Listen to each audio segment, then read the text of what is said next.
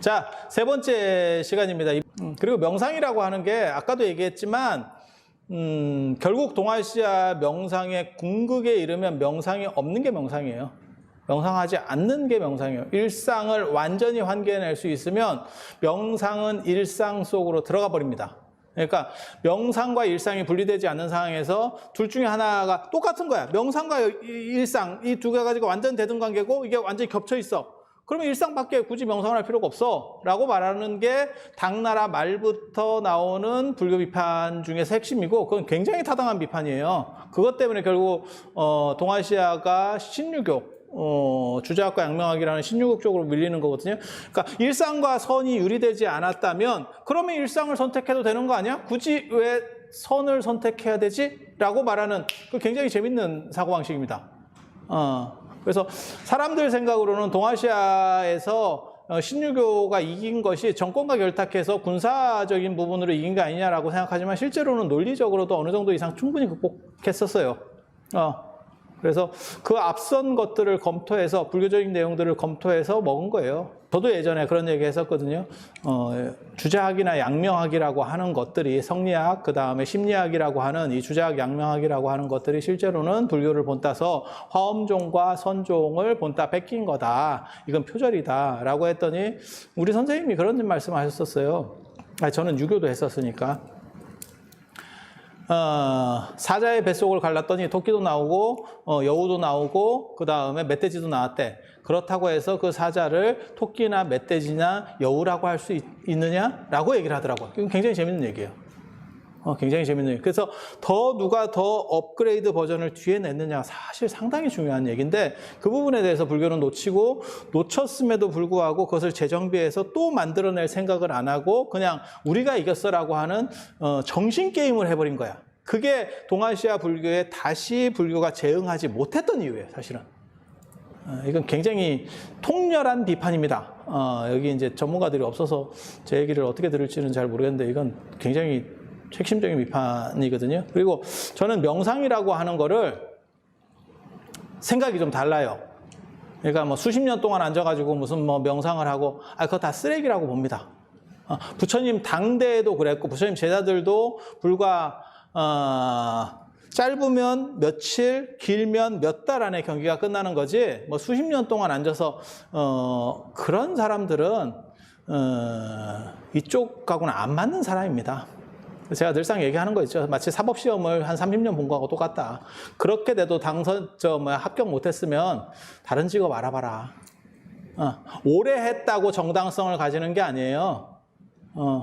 그리고 학교 노량진에도 다 그런 사람들 굉장히 많습니다. 몇 번 떨어졌어. 공무원 시험이든 뭐든 몇 번 떨어졌어. 그러면 잘 안 되는 겁니다. 될 사람은 최고 하이 클래스들은 졸업하기 전에 돼요. 학부생일 때 돼. 그리고 언간이 될 사람들이 한 2번 해서 되는 거지. 근데 30년째 참선 중이에요. 그런데 딱히 깨달은 건 아니에요. 기술 배워. 그건 네 길이 아니다. 명상을 하는데 10년을 해야 뭔가가 나옵니다. 그것은 명상이라고 생각하지 않습니다. 그것은 그냥 쓸데없는 아편 중에 하나를 투입받고 있는 거예요. 마치 느리게 살고 원시적으로 사는 게 명상이다라고 생각하는 사람들이 있어요. 마치 나무늘보처럼 이렇게 천천히 방 하나를 걸어가는데 이게 막 30분이 걸렸다는 둥, 1시간이 걸렸다는 둥. 그게 명상이면 나는 명상을 안 합니다. 명상은 활발하게 지금 즉각적으로 어떤 전투태세에 돌입하는 5분 대기조 같은 강력한 힘을 가지는 게 사실은 명상이에요. 그래서 언제나 깨어있는 거지, 이걸 느리게, 그럼 나무늘보는 깨달았냐? 거미 어떻게 사는지 아세요? 거미는 거미줄 안에, 낮에는 숨어 있고, 밤에는 거미줄 중간에 이렇게 해서 각성 상태에 있습니다. 그래서 어디든 뭐가 거미줄이 조금만 흔들리면 탁 가갖고 거기서 이걸 암여야 돼. 안 그러면 걔가 탈출하는 수가 있거든? 그래서 끊임없이 정지해 있으면서도 각성 상태에 있어. 안 움직여. 그런 건 깨달음이 아니요. 깨달음은 활발하게 움직이면서, 그러니까 그런 얘기 있거든요. 주역에 보면 천행건 군자의 자강불식이라고 하늘의 움직임은 끊임없이 쉬지 않는 거예요. 그 쉬지 않는 것처럼 우리 유기체도 끊임없이 변화하고, 그러니까 움직이는 것만 움직이는 게 아니고 사실은 정지해 있는 것도 움직이는 거예요. 잘 때도 움직이는 거예요. 그러한 움직임에 대해서 각성을 해야지, 동적인 에너지에 각성을 해야지, 정적인 거에 매몰되는 거는 그거는 시체입니다. 그래서 그런 거는 명상이 아니에요. 그냥 명상인 것처럼 뭔가를 가장하면서 이익을 취하는 거지. 그래서 그런 것들 사실 다 쓰레기입니다. 남방불교나 티베트 불교에 필요한 거는 깨달은 사람이 아니고, 야, 오히려 일론 머스크 같은 사람 아니야? 그렇게 해서 기업을 차라리 해주는 게 너네한테 도움되는 거 아니냐? 깨달은 사람이 그렇게 많은데 삶의 질이 저거밖에 안 된다면 그것은 깨달음이 잘못됐거나, 안 그러면 깨달음의 방식이 잘못됐거나, 거기에 대해서 통렬한 비판이 있어야 되거든요. 근데 그런 비판들이 별로 성립하지 않는다는 걸 보고 굉장히 놀랍죠. 근데 그런 정신들에서 본다면 지금의 사람들이 생각하는, 마치 우리가 무슨 자연 이러면 자연은 푸르러야 되고 뭐 이렇게 뭐 아름다워야 되고, 웃기고 있네. 자연이 왜 그래야 되지? 티베트 같은 데 갔을 때 자연이라고 하는 건 굉장히 황막합니다. 왜? 고산지대거든. 수목 한계선 위에 진짜 헐벗은 자연. 그것도 자연이에요. 그래서 내가 마치 명상은 고요해야 되고 뭘 어떻게 해야 되고 이런 것도 고정관념일 뿐이에요. 그럴 필요가 없어요. 왜 명상이 그래야 되는지도 모르겠고, 그래서 거기에 매몰돼가지고 저런 자연 속에 가끔 이렇게 해외여행 가듯이 어떤 프로그램 속에 들어가서 이렇게 앉아서 쭈그리고 있으면 고요한 것처럼 느껴지지. 그건 명상이 아니고 최면이야. 그래서 그런 거 말고 명상은 지금 현실에서 쓰일 수 있느냐가 관건이고, 그리고 제가 여기서 써놨지만 미학적 판단이라고 하는 게 굉장히 중요해요. 지금은 정당성이라는 게 없어. 철학 위의 미학이라고 하는 얘기가 있거든요. 그 바문가르텐이 한 얘기인데, 철학 위의 미학. 그러니까 철학이라고 하는 거는 가치 기준이라는 게 어느 정도 명확하게 있고 답이 나오는 거예요. 그러니까 아파트 같은 경우는 사실은 철학입니다. 아파트가 얼마? 그러니까 예를 들어서 이게 10억짜리 아파트야. 근데 10억짜리 아파트인데 내가 금매로 9억에는 낼 수 있어. 하지만 금매로 1억에 내는 놈은 없거든. 이건 미친놈이지. 예. 그래서 어느 정도 가치 기준이 정확하게 있는 게 철학. 하지만 미학이라고 하는 건 달라요. 미학은 문화재하고 똑같은 거예요.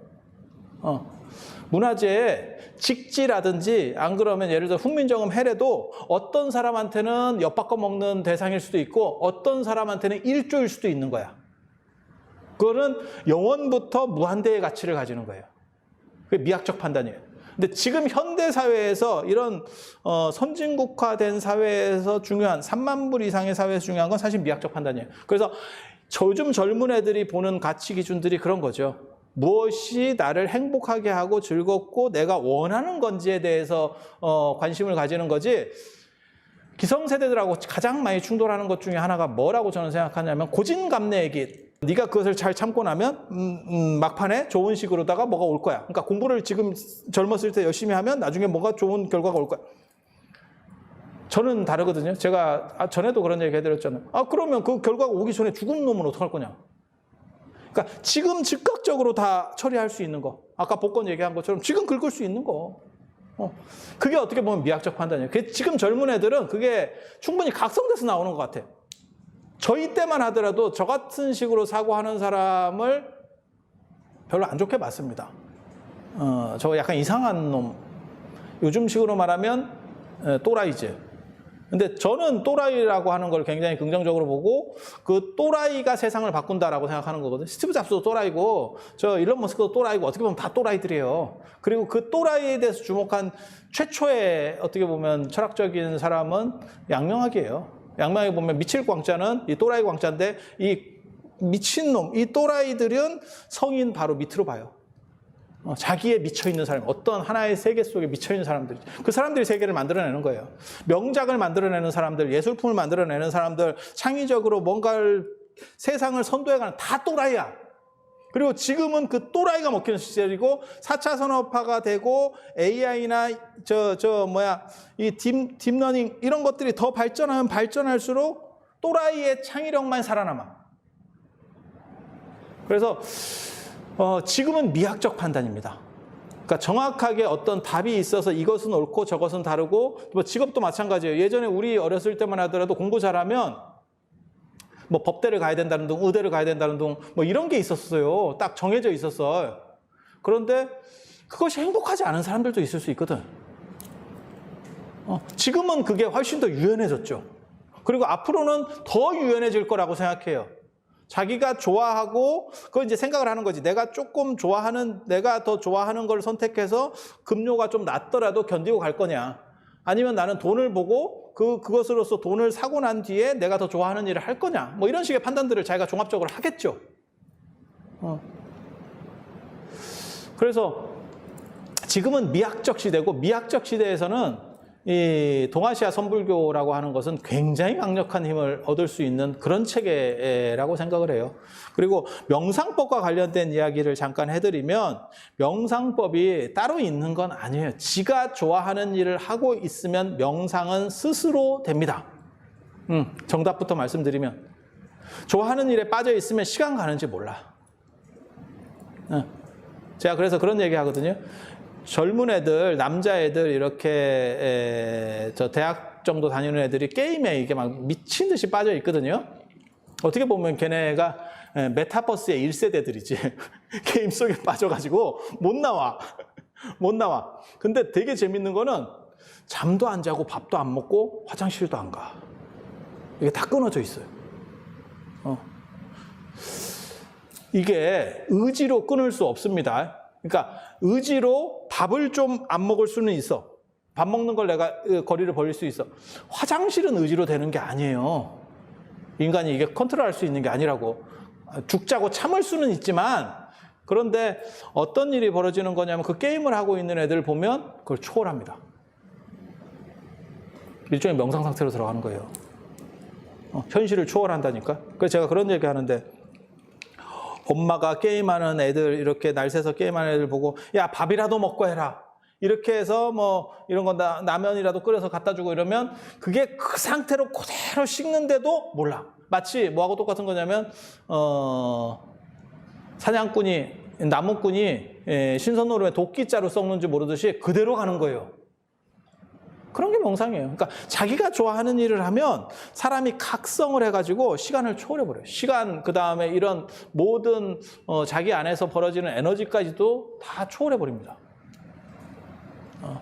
그런데 그런 단계에 들어간다는 게 쉽지가 않아요. 사실은 화두나 이런 것도 그렇게 가라는 뜻일 건데, 그렇게 집중한다는 게 쉽지가 않아요. 제가 보기에는 게임하고 연애에 미쳤거나, 게임에 미쳤거나, 아니면 연예인, 그 덕질하는 애들, 요 세 그룹만 이게 가능한 것 같아. 그 외에는 이게 그렇게까지 못 미쳐, 사람이. 그렇게까지 미칠 수가 없어.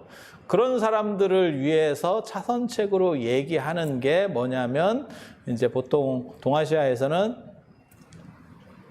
조신, 몸을 이제 조절을 하는 거고, 그 다음에 조식, 이게 숨, 호흡 조정하는 거고, 그 다음에 의식을 이렇게 컨트롤해서 좀 조절하는 거예요. 그러니까 제가 정신하고 그 다음에 호흡하고 몸 중에서 뭐가 제일 거친 거냐? 몸이 제일 거친 거죠.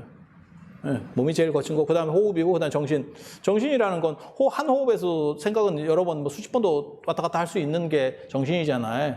그래서 정신을 조절하는 게 최고 궁극적 목적이지만 그것이 잘 안 되기 때문에 육체를 조절을 하는 거고, 그래서 저는 명상할 때 늘상 얘기하는 게 있어요.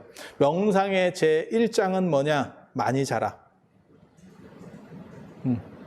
잠을 많이 안 자면 이게 깨어 있을 수가 없어요. 명상하려다가 자. 그래서 몇 번만 그게 반복되면 그 다음부터는 명상 이꼬르 잠입니다. 그래서 힘들게 자지. 앉아서 자는 사람 뭐 이렇게 굳이 앉아서 자지 말고 누워서 자. 누워서 자. 그래서 1단은 많이 자라를 하고, 그 다음에 2단은 자세가 편해야 된다. 그래서 보통 저는 명상을 가르칠 때는 첫째가 누워서 하는 걸 가르쳐요. 많이 자고 누워 있으면 정신이 멀뚱멀뚱해요. 그러니까 누워 있다고 잠이 오는 거 아닙니까? 그건 덜 자서 그래. 인간인 이상은 계속 잘 수가 없어. 네가 무슨 코알라냐? 계속 자게? 충분히 잔 상태에서 누워 있어봐. 그럼 정신이 말똥말똥해. 그러면 그 정신을 컨트롤할 수 있어요. 근데 그 정신을 컨트롤하는 게 잘 안 되는 사람들을 위해서 호흡 컨트롤이라 안 그러면 정신을 집중하는 방법들을 가르쳐 줍니다. 정신은 내가 평생 써왔던 거지만 실제로 컨트롤하려고 하면 잘 안 돼요. 어떻게 작동했는지 생각해 본 적이 별로 없거든. 익숙하다고 그래서 내가 알고 있는 게 아닙니다.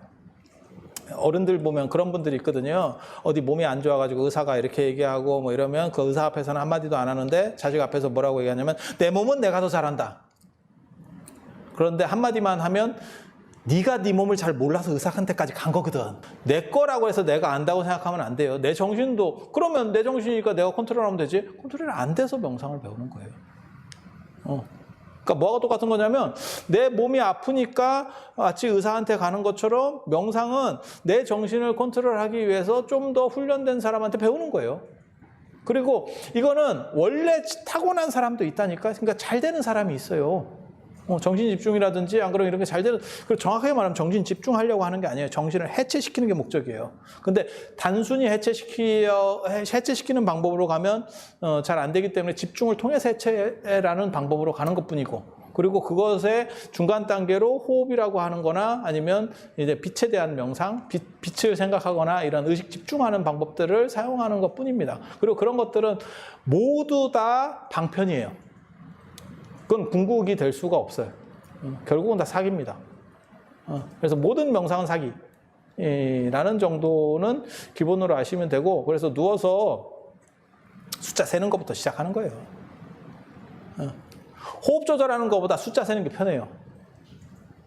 그리고 사람이 어느 정도 정신 집중 상태가 되면 호흡은 저절로 느려져요. 그건 제가 늘상 그런 얘기 하거든요. 드라마를 보든 영화를 보든 자기가 몰입해서 뭘 보고 있을 때 자기 호흡을 한번 보면 훨씬 낮고 깊게 쉽니다. 인간이면 그렇게 쉽니다. 그거는 내가 호흡을 깊게 쉬려고 하는 게 아니에요. 그게 대목이 중요해가지고 저게 어떻게 되는 거지? 어떻게 되는 거지? 이렇게 딱 집중을 하고 있으면 느려져요. 그 얘기는 뭐냐면 호흡을 느리게 만들면 정신을 집중한 것 같은 이러한 연동성을 줄 수 있겠다라고 생각하는 거거든요. 근데 호흡이 목적 자체가 될 수는 없습니다. 중국에서는 무슨 단전호흡이나 이런 거 하는 놈들이 무슨 얘기를 하냐면 인간의 호흡량은 총량이 결정돼 있대요. 그러니까 인간이 뭐 100만 번 하면 죽는데, 그러면 그 100만 번 하는 거를 좀 늦추면 더 오래 살 수 있는 것도 아니야? 해서 호흡을 길게 하는 것도 있어요. 그런 문화도 있고, 그게 이제 호흡을 길게 쉬는, 그러니까 원래는 뭐 예를 들어서 한 5초에 들이쉬고 내쉬면 이거는 뭐 1분을 쉰다든지, 그 다음에 지식이라는 것도 있어요. 호흡을 멈추는 것도 있어요. 그 다음에 퇴식, 그래서 이제 배꼽으로 뭐 숨을 쉰다는 동, 호흡 멈추고 이런 짓 하면 안 됩니다. 인도에 그런 놈이 있었다니까. 명상 가르친다 그러면서 물구나무 서는 걸 가르쳐요. 그거는 또라이를 만드는 전문적인 방법입니다. 그 사람은 행복해요. 그리고 이게 뇌세포가 이게 물구나무 서가지고 피가 머리에 많이 차서 앞 때문에 뇌세포가 파괴되면서 무슨 일이 벌어지냐면 엔돌핀 같은 게 일어나면서 이게 발생하면서 이게 약간 환상 같은 것도 보이고요. 약간 쾌감이 일어요. 마치 뭐하고 똑같은 거냐면 성냥팔이 소녀가 얼어 죽을 때 쾌감 비슷한 그런 걸 겪는다니까. 근데 걔는 그게 깨달음이라고 생각하는 거야. 찐따입니다. 찐따. 반편이.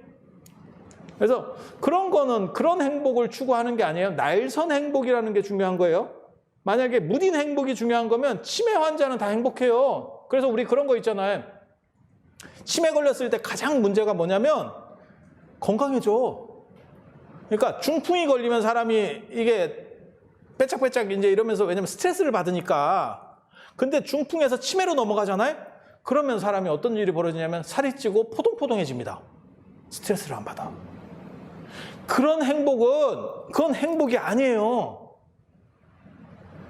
야, 그러면 그게 행복이면 치매가 축복인데? 그리고 무분별지를 얻잖아. 치매는 부정성을 초월하잖아. 그래서 절대 그런 거 아니에요. 날선 행복이라고 하는 거 굉장히 중요해요.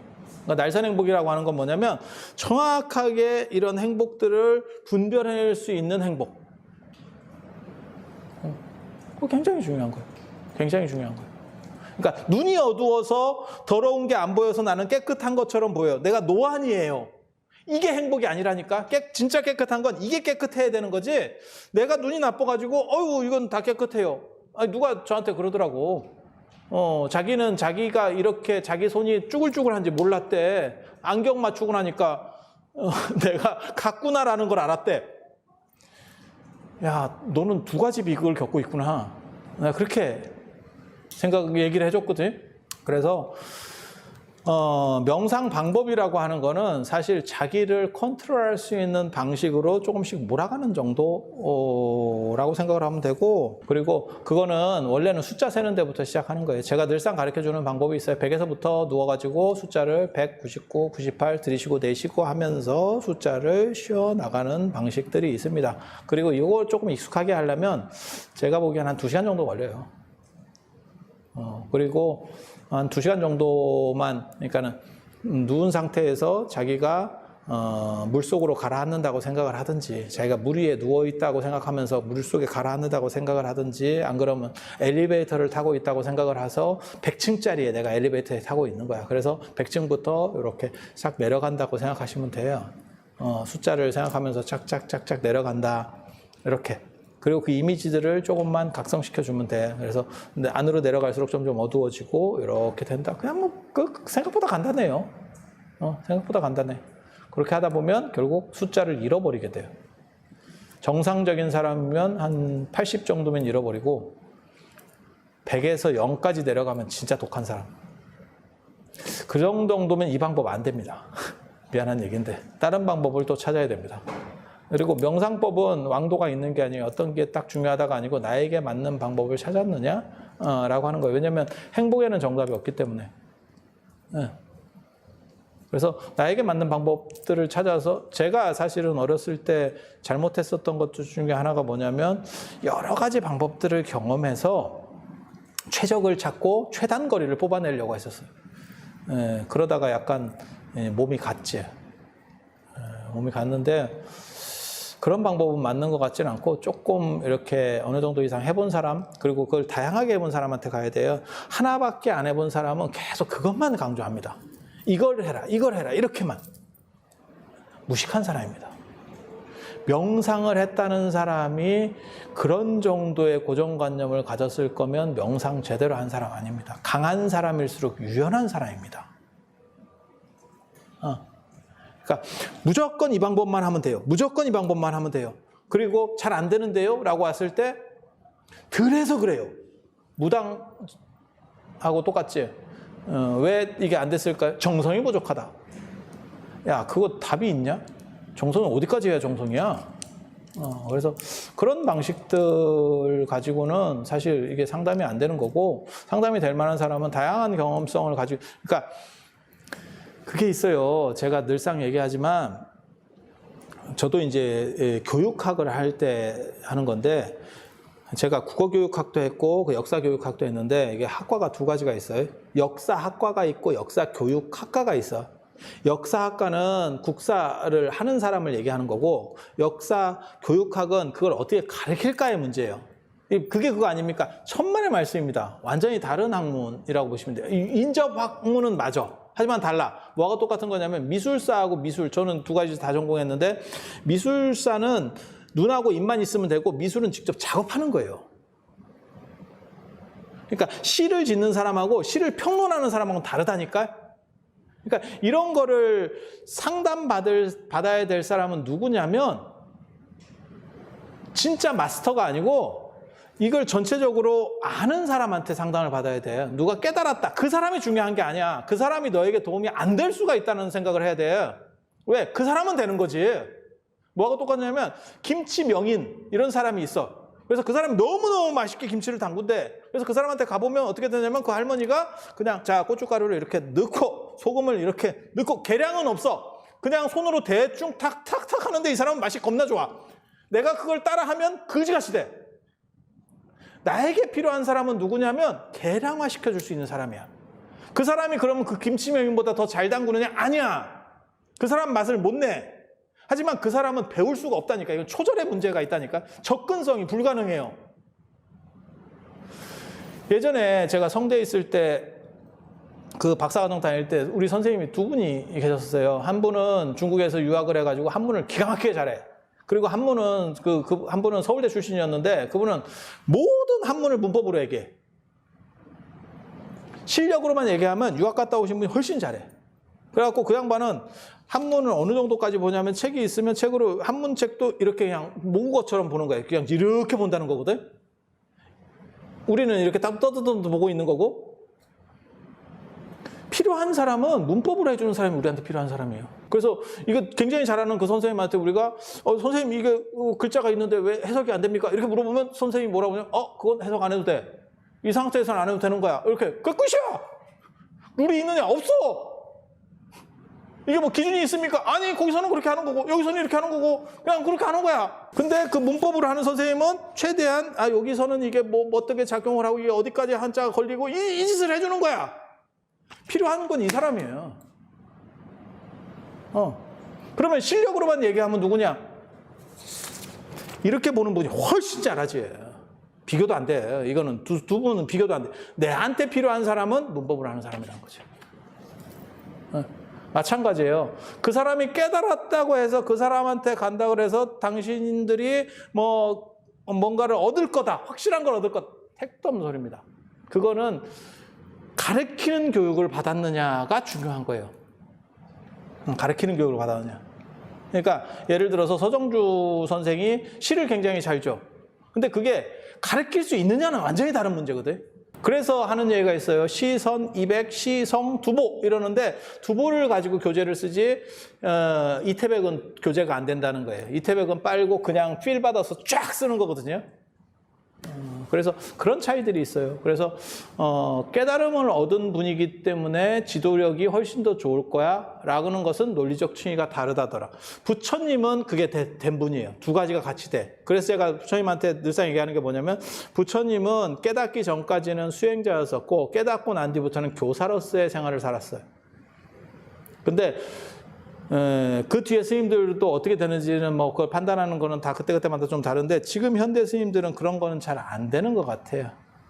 그러니까 계량화해서 무언가를 만들어서 이거는 잘 안 되는 것 같아요. 미안한 얘기인데. 왜? 아니 그런 거는 둘째치고 이렇게 법문하실 때 보면 상대방을 위한 법문이 아니에요. 내가 아는 얘기를 해. 근데 교육이라고 하는 거는 상대방 눈높이에 맞추는 거예요. 마치 초등학교 선생님이나 유치원 선생님들을 보면 그 사람에게 맞춰서 얘기를 하지. 어른들하고 대화할 때처럼 얘기를 하지 않잖아요. 그래서 그 부분에 대해서는 생각을 하셔야 돼요. 그러니까 꼭 레벨이 높은 분이 최고로 좋은 거냐? 그거는 아닐 수도 있다. 그래서 자기에게 맞는 사람을 찾아야 되고 자기에게 맞는 방법들을 찾아야 되고 이런 부분들은 상당히 중요해요. 상당히 중요해요. 그리고 명상에는 특별히 어떤 것이 최강이야 없어요. 나에게 맞고 내가 그것을 어느 정도 이상 이렇게 해낼 수 있는 방법들이 있다면 그러면 그게 최고예요. 그게 미학적 판단이라고 하는 거거든. 그러니까 진운의 안경, 미학적 판단을 다른 말로 하면 진운의 안경이에요. 정답이 있는 것이 아니고 정해진 답이 아니고 나에게 맞는 답이 있는 거지. 나에게 맞는 것이 곧 정답이다. 그리고 그게 현대사회에서 현대 젊은이들한테 사실 먹힐 수 있는 가장 강력한 키워드라고 저는 생각을 해요. 이 부분을 성취시킬 수 있으면 젊은 사람들에게도 설득력이 있고 이 부분을 성취시키지 못하고 하나의 방법만 가지고 너는 이거 해, 이거 해, 이거 해 라고 하면 꼰대죠. 제가 늘상 말씀드리는 꼰대와 멘토는 한 끗 차이다 라고 하는 거거든요. 그래서 그런 정도 생각을 하시면 되고 저도 참 방법론을 구체적으로 여러분들에게 제시해 주지 못해서 참 안타깝습니다. 힘이 어느 정도 받기 전에는 누워서 하라 라는 얘기를 저는 계속해요. 왜냐하면 모든 이게 인간이라고 하는 게 중력이 작용하고 있기 때문에 바닥과 닿는 면적이 넓을수록 편합니다. 그러니까 서 있는 것보다는 앉아 있는 게 편하고 앉아 있는 것보다는 기대 앉는 게 편하고 기대 앉는 것보다는 자빠져 있는 게 편한 거예요. 그건 100%입니다. 그래서 편한 상태에서 정신을 컨트롤하기 위해서는 정신이 온전히 있게 돼야 돼. 그런 데 있어서 가장 기본은 편안한 걸 줘야 돼요. 편안한 거. 그리고 그 부분도 있어요. 스트레스를 너무 많이 받는 것도 사실은 명상에서 큰 치명적인 그게 돼요. 잘 안 돼. 정신 집중이 안 돼. 내가 지금 어디에 뭔가 굉장히 문제가 생겼는데 정신 집중이 되겠어? 다른데. 그래서 주변이 다 편해야 돼요. 일단. 아니면 그 스트레스 받는 걸 집중으로 오히려 승화시켜 버리든지. 제가 예전에 공부법 책 같은 거 쓸 때 그런 얘기 했거든요. 잡념을 이기거나 극복하려고 하지 말고 잡념을 끝까지 따라가서 뿌리를 뽑아라. 그건 제가 어떻게 보면 만들어낸 방법인데 딴 놈은 그런 얘기 한 번도 안 하더라고요. 제가 명상법에 대한 책을 진짜 많이 봤는데 잡념을 끝까지, 그러니까 잡념이 생기면 제 얘기는 그거예요. 내가 만약에 예를 들어서 돈에 대해서 집착이 있는 거야. 그래서 돈을 어떻게 좀 벌었으면 좋겠어. 지금 뭐 코인이 어때? 뭐 주식이 어때? 뭐 어쩌고저쩌고 이런 생각이 드는 거예요. 그러면 그 생각을 계속 하는 거예요. 계속. 그러면 그 끝도 없이 나오는 거 아닙니까? 안 그렇습니다. 주제만 이탈하지 않으면 하나의 주제를 가지고 인간이 잡념을 펼칠 수 있는 시간은 제가 보기에는 20분 이상 안 됩니다. 그 다음에는 생각이 딴 걸로 바뀌어가요. 그러니까 그걸 바뀌는 걸 용납하지 말고 계속 똑같은 걸로 가지 뻗어서 나가봐. 그 범주 안에서만. 그렇게 해서 그거를 한 20분 정도 해가지고 뿌리를 뽑잖아. 더 이상 생각 재미도 없네. 이러면 다음부터는 그 잡념이 잘 안 일어납니다. 뽕이 뽑히는 거예요. 그래서 제가 그런 얘기도 하는데, 싫은 사람이 있으면 사람이 뭐 생각하지 마라 이러는데 저는 그렇게 얘기 안 해요. 싫은 사람이 있으면 그 사람을 계속 생각해라. 그래서 그 사람이 떠올랐을 때도 싫다는 감정이 생기지 않으면 패스가 되는 거예요. 그런 식으로다가 감각들을 다 죽여가요. 그리고 온전히 내 정신들을 컨트롤할 수 있는 상태로 만들어가요. 제 방식이 약간 실전적이고 약간 특이한 방식이 있어요. 국가별 기후에 따라서 명상법이 다르다라고 얘기했는데 다릅니다. 더운 지역 수행법하고 추운 지역 수행법은 완전히 다릅니다. 개인적으로 윗바사나가 이 나라에서 남방불교 수행 안 된다고 생각하는 사람입니다. 체질이 바뀌기 전에는 우리가 더운 지역에 맞는 게 있고 추운 지역에 맞는 게 있어요. 왜 우리가 성격이 급하냐면 약간 춥기 때문에 그래요. 한국 사람들. 불광동 휘발유가 되는 이유가 추워서 그래요. 더운 지역 사람들은 훨씬 더 느리고 느긋합니다. 그리고 수행도 그래서 이 동네는 활발한 수행. 그렇게 되는 거예요. 동남아시아하고 틀려요. 그래서 동아시아 수행이 동남아시아에서도 안 될 거라고 생각합니다. 중국 불교사의 첫 페이지에 보면 안세고의 소승성관 전례, 대념처경, 안반수의경 이런 것들이 다 들어와요. 그게 남방의 수식관 같은 것들, 그 다음에 관법 같은 것들이에요. 안 됐어요. 그게 언제까지 안 돼서 문제가 벌어지는 거냐면 중국에서 수나라 당나라 때까지 안 돼서 천태종의 소지관, 마하지관이 나오는 거고 그 다음에 선종에서 육조해능 스님의 남종선이 나오게 되는 거예요. 만약에 그게 처음부터 되는 방식이었다면 동아시아 사람에게도 충분히 잘 먹혔다면 천태종의 수행법이라든지 선종의 수행법은 발생할 수 없었습니다. 중국 불교 첫 페이지부터 그런 사람들 얘기가 나오거든요. 안세고의 소승성관 전례, 지루가치함의 대승관법 전례가 나오는데도 불구하고 그게 안 먹히니까 이런 부분들이 나오는 거예요. 그래서 이거는 철저하게 그 기후 문학대에 따라서 사고방식이 달라. 그리고 서양 사람하고 동양 사람 사고방식도 달라요. 그래서 서양 사람 방식의 것이 동양 사람에게 먹힌다고 생각하지 마세요. 같은 인간이라고 같은 인간 아닙니다. 그래서 제가 늘상 그런 얘기 하잖아요.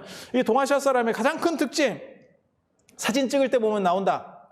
에펠탑에 가도 에펠탑이 다 나와야 되고, 피라미드에 가도 피라미드가 다 나와야 되고, 콜로세움에 가도 콜로세움에 다 나와야 되고, 잘리면 사람이 잘린다. 그런데 서양 사람들 기준에서는 피사체가 잘리고 사람이 나온다.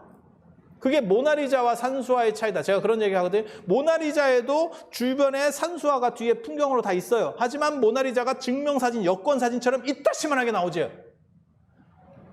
하지만 산수화를 보면 산수가 되게 크고 우리는 그 안에서 점으로 나옵니다. 그래서 사고방식이 완전히 달랐다는 걸 알 수 있어요. 그래서 이게 뭐 되고 이게 되고 전 세계를 관통하는 보편성이 있고 말 같지도 않은 겁니다. 있을 수도 있을 수 있어. 하지만 지금까지는 없었어. 명상은 종교를 떠나서 누구나 일상에서 실천할 수 있다고 생각합니다. 많은 사람들이 모였을 때도 재미있고 즐겁게 할 수 있는 명상법을 알고 싶습니다. 나도 알고 싶습니다. 나도 알고 싶습니다. 이렇게 좋은 게 있으면 야 이거 나오면 테슬라보다 낫다. 테슬라를 천슬라라고 하는데 테슬라보다 더 먹힌다 이걸. 네. 그리고 지금까지는 이러한 부분들에 대해서 많은 경험도 있었고 시행착오들도 역사적으로 계속 있었어요. 하지만 분명한 건 인간의 사고방식이 바뀌면 수행법도 계속 바뀌어가야 돼요. 그래서 옛날 것은 그것을 통해서 정당성을 부여받고 어느 정도 임상실험을 통한 그러한 데이터는 알 수 있지만 그것을 지금 그대로 쓰면 안 됩니다. 옹고지신이라는 말이 필요한 거예요. 그래서 그것을 가지고 개량해서 현대적으로 어떻게 먹힐 수 있게 하느냐라고 하는 것은 굉장히 중요한 거고, 이거는 모든 사람들이 지금 뛰어들고 있는, 어떻게 보면 현대적 수행과 관련돼서 생각하는 사람들은 전부 이 생각을 하고 있다라고 보면 될 겁니다. 그리고 저도 그런 사람 중에 하나고, 내가 이 답을 찾았으면 나도 좋겠어요. 내가 10대부터 찾았다. 10대부터 이 나이가 되도록.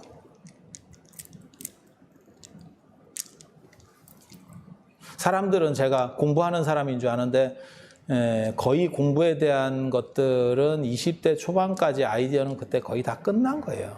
그리고 사람들이 저한테 무슨 얘기를 하냐면 자꾸 쓸데없는 얘기를 한다. 이런 명상이나 뭐 수행이나 뭐 이런 쓸데없는 얘기를 한다 해서 공부하기 시작한 거예요. 정확하게 말하면. 그래서 쟤네들의 입을 다 막아야겠다. 라고 해서 내가 전공자다. 이 작전을 쓰기 시작한 거고. 그래서 공부를 통해서 나오는 게 아니고 이런 것들은 내가 보기에는 생각하면서 나오는 거예요. 이게 학교에서 배워서 창의적 사고는 거의 안 나옵니다. 학교는 창의를 죽이는 도구예요. 창의력을 죽이는 도구예요.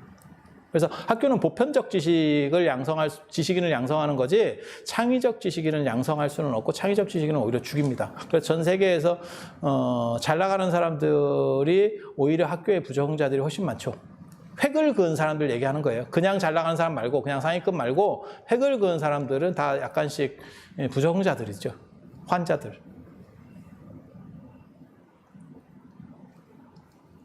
작년부터 5분이라도 안 잡을 요량으로 열심히 앉아 있습니다.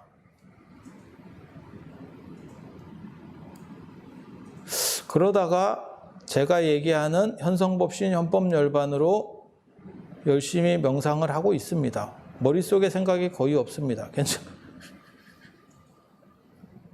이거 조금만 하고 있으면 누워서 한 10분 정도만 하고 있으면 뭐 보이는데, 빛 같은 거 뭐 이렇게 보이기 시작하는데, 이거 굉장히 이게 단순 감각 차단 명상에서의 기본인데,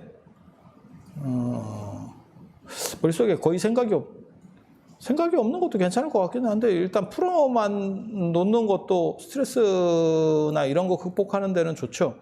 그러니까 요즘 얘기하면 멍 때리는 효과? 멍이라고 하는 건 상당히 좋은데, 근데 그 다음 단계로 뭔가가 나가야 되는데, 그래야 좀 재밌지? 계속 할 수 있고.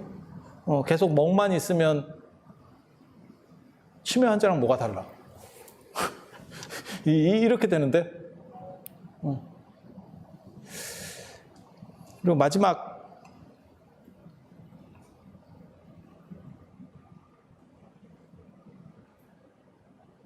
이거 재밌는 얘기 했네. 제가 그런 얘기를 했다는데, 명상을 먼저 해서 공부를 이렇게 틔운다 라고 하는 거. 그러니까는 이게 무슨 얘기냐면, 그냥 쉽게 얘기하면 그거예요. 이 세상에는 두 가지가 있어요. 그러니까 기본적인 걸 다 배우고 나서 그 다음 단계로 넘어간다. 이걸 하하기 상달이라고 하는 거거든요. 아래 것들을 쭉 배워서, 보통 일반적으로 학교에서 가르치는 게 그런 겁니다. 하하기 상달. 아래 것들을 쭉 공부를 하면서 그것을 넘어서는 마지막, 그러니까는 뭐랄까, 기본적으로 남들이 아는 것들을 다 배우고 나서 플러스 알파로다가 그것을 넘어가는 또 다른 걸 만들겠다. 근데 문제는 그렇게 하다가 죽어요. 그걸 다 못 버티고 죽는다고. 그래서 그렇게 되는 게 아니고 옛날 공부법에 보면 상통의 하달이라는 게 있어요. 위에 거를 탁 건드려서 튀어버리고 밑에 거를 쫙 맞춰버리는 방식이에요. 그래서 하악이 상달하고 밑에서부터 올라가는 방식, 공부 방식이 있고 상통의 하달이라서 위에 거를 탁 튀면 밑으로 쫙 다 맞춰서 터트리는 방식이 있어요.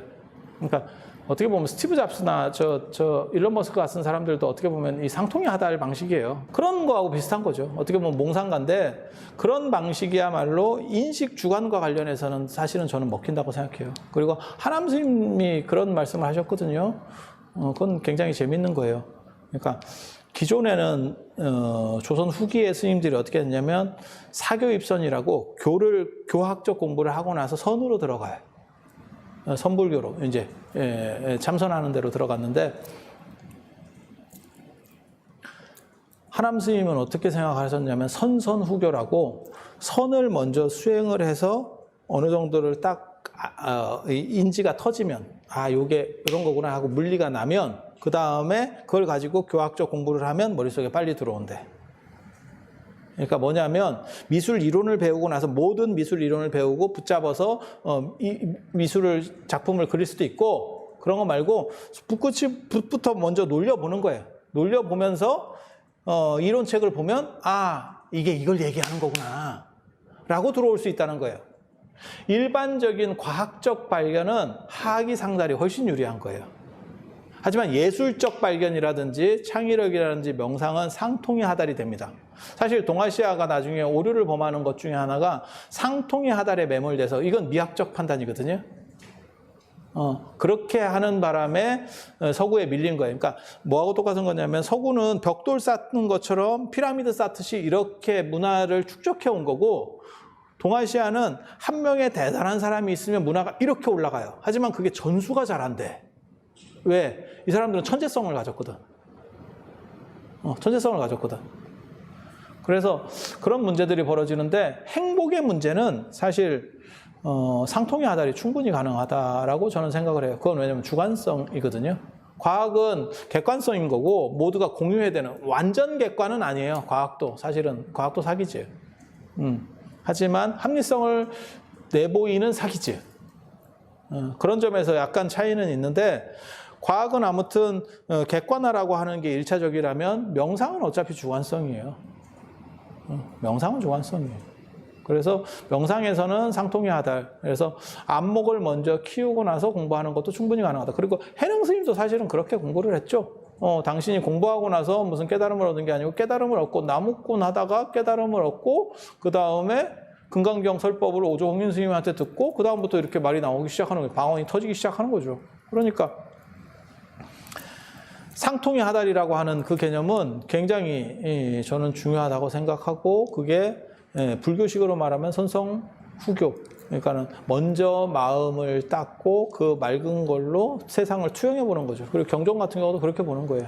그리고 그거는 제가 보기에는 충분한 효과가 있어요. 딴 거는 몰라도 불교는 충분한 효과가 있어요. 왜? 부처님께서 말씀하시는 모든 경전은 당신이 깨달음을 얻고 난 체험에 대한 부분을 얘기한 거지 실제로 과학적 합리성을 얘기하는 게 아니에요. 그러니까 나도 그것을 공유할 수 있는 부분이 어느 정도 생기면 이것을 이해하기가 훨씬 쉽죠. 뭐하고 똑같은 거냐면 제가 그런 얘기 하거든요. 세계 테마기행 같은 거 이렇게 보면 내가 가본 데하고 안 가본 데하고 천지 차이로 보입니다. 가본 데는 딱 보면 눈에 들어와. 안 가본 데는 좋구나. 끝. 머릿속에 사라져. 그래서 내용을 모르더라도 한번 가고 난 뒤에 그걸 보게 되면 확실히 다르죠. 그게 맞네. 저기에 저런 거 있었는데 저게 저 뜻이었구나. 그게 상통의 하달이에요. 그리고 굉장히 멋있습니다. 상통의 하달의 사람들은 굉장히 파워가 있고 아우라가 있고 강렬한 포스가 있어. 그리고 그걸 가지고 전 우주를 돌린다니까. 내가 우주가 돼서 돌아가는 게 아니고 우주가 나를 중심으로 돌아갈 때 인간 행복은 완성된다. 끝났다는 얘기예요. 행복이 완성됐대잖아. 자, 오늘 이상 마치고 다음에 또 시절 인연이 닿으면 보고 안 보면 말고 부처님의 가피가 충만해서 모든 분들이 행복하시기를 기원해 맞이하면서 이상 마치도록 하겠습니다.